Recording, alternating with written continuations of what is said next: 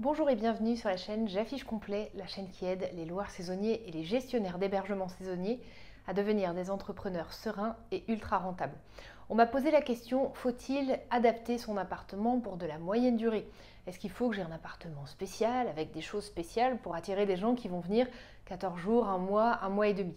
Je réponds à cette question aujourd'hui et je vais vous apporter les billes qui, à mon sens, sont en deux parties. Oui, il y a un point important à avoir en tête sur les appartements en moyenne durée, sur la prestation que vous proposez, et puis il y a un autre point sur le service auquel que vous proposez aux voyageurs, et ces deux aspects-là sont importants. Donc si la question vous intéresse, n'hésitez pas à rester avec moi. Si vous voulez d'ailleurs soutenir mon travail, je vous en parle dès maintenant, si vous voulez soutenir mon travail sur ce défi d'une vidéo par jour et continuer à avoir ces vidéos tous les jours, n'hésitez pas à mettre un pouce bleu juste en dessous de la vidéo, ça va m'aider parce que YouTube aime les vidéos qui ont des pouces bleus, ça soutient mon travail, ça permet à la chaîne de se développer et du coup je peux continuer à faire des vidéos tous les jours.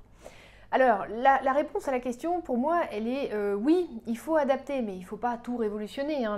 L'appartement que vous avez d'ores et déjà pour la courte durée ou la maison que vous avez d'ores et déjà pour de la courte durée est très bien tel qu'il est. Maintenant, il y a quand même un point sur lequel il faut être certain, c'est que vous avez un bien qui est ultra équipé.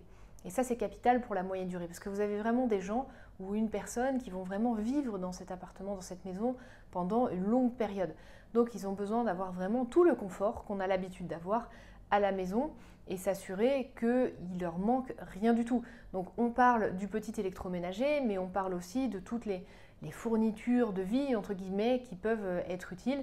Donc, les produits ménagers, le balai, l'aspirateur, etc., etc. Toutes ces choses-là, il faut absolument que le voyageur y ait accès pour pouvoir vivre correctement dans le bien.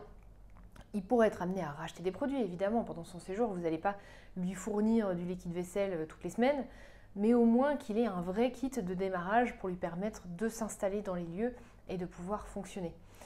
Ça, c'est le premier point. Le deuxième point, c'est que vous pouvez aussi lui proposer du service en plus, lui proposer par exemple d'arriver avec un certain nombre de produits déjà achetés, un kit sec pour pouvoir fonctionner d'un point de vue alimentaire, donc lui acheter tout un kit avec l'huile, le sel, le sucre, les pâtes, etc. Ça, c'est un service que vous pouvez lui proposer pour lui permettre de s'installer plus facilement, puisque ce sont souvent des gens qui sont dans un contexte de vie en transition, des gens qui ont un nouveau job, qui arrivent. Voilà, le gars, potentiellement, le lendemain matin, première heure, il travaille, quoi. Ça peut être aussi des familles qui ont des travaux chez eux et qui ont besoin de se loger pendant un mois. C'est des changements de vie et c'est des moments dans lesquels, en général, on est pas mal chargé de choses à faire. Donc, ça peut les aider. Un autre service qui peut les aider aussi, c'est de leur proposer un passage de ménage, comme s'ils avaient à la maison une dame pour le ménage qui s'occupe de nettoyer la maison. Vous pouvez aussi leur proposer ça. Il y a deux avantages. Le premier, c'est que vous savez que le bien va rester bien entretenu pendant toute cette période-là. Vous savez que le ménage sera bien fait. Le deuxième point, c'est que ça vous fait aussi un checkpoint sur l'état de l'appartement.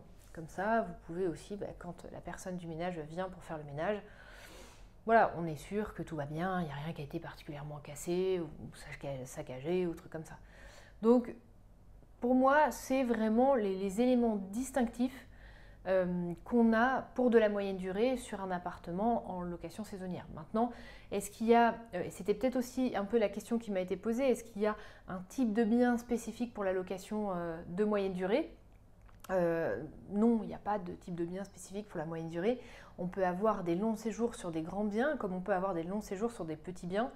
Ça va vraiment être en fait à l'image des besoins de nos voyageurs habituels finalement, parce que si c'est quelqu'un qui vient pour un nouveau poste dans la ville, il va être seul, donc il va se prendre un studio ou un T2 pendant 15 jours, un mois, c'est peut-être sa boîte qui paye en plus.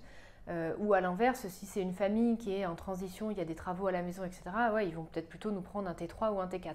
Donc les deux besoins existent, donc sur ça, si vous souhaitez faire de la moyenne durée, il n'y a pas la nécessité pour vous de vous bloquer sur une typologie en particulier. Les deux peuvent trouver leur marché à ce stade. Voilà.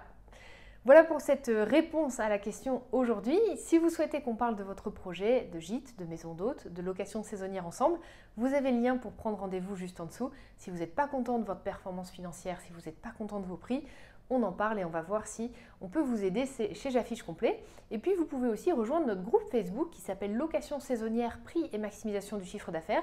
Le lien est également juste en dessous si vous voulez vous retrouver entre personnes qui sont elles aussi intéressées à maximiser le chiffre d'affaires de leur activité. Moi je vous dis très bonne journée, prenez soin de vous et à demain pour la prochaine vidéo.